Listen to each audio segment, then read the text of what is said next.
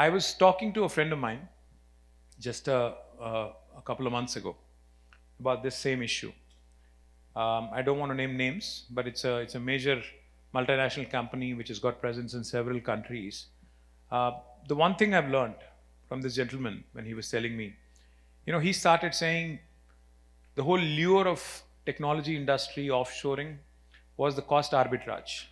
The low cost, high value human capital that's available in India vis-a-vis the American corporations. How you could get certain part of the work done with a very very cost-effective manner, and how that competitive edge is gone because even the labor costs are rising in India as well in large metros.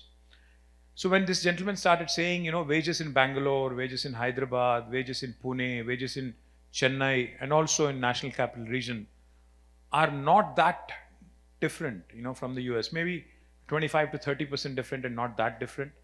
I started talking to him about this possibility that we've seen post-COVID. I think COVID has shown all of us that geographies don't really matter in getting work done. You could be working from home, and that home could be anywhere. It could be in a remote village in Tamil Nadu. It could be in a remote village somewhere in Bangladesh. Or it could be a remote part of the US where you have your home and you could work right out of home as long as you can have connectivity. COVID has really shown us a mirror. COVID has really shown us a lot of possibilities as well. But one of the biggest opportunities that COVID has presented to all of us is that you could actually start moving, in the entire spectrum of work that you do in technology. There's a huge chunk of it which can actually be hived off and which can go to tier 2 cities. Most of you have offices in Hyderabad, most of you have offices in Bangalore and other parts of India. Of course, that's great that you actually continue to support our motherland. But even within the support that you've extended, even within the businesses that you've started in India, I think there's a huge chunk of it that can be done by tier 2 towns. That's exactly what we did in the last 10 years. We actually started looking at physical spaces. We set up physical spaces in Telangana in about 10 different tier 2 towns, which is what Anju was talking about.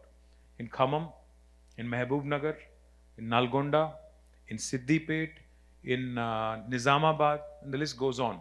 In about 10 different places, in Adilabad we started and it's almost up and coming. 10 different places, the government has put in money to set up physical infrastructure to the extent of almost 50 to 75,000 square foot of campus. And we also have a very interesting policy where we actually said the first year is rent free. So anybody who wants to come in and set shop will actually have you can hit the ground running. And basically it's a plug and play kind of a facility where you can come in because all the infrastructure is ready. You can come in, plug in your computer and start working.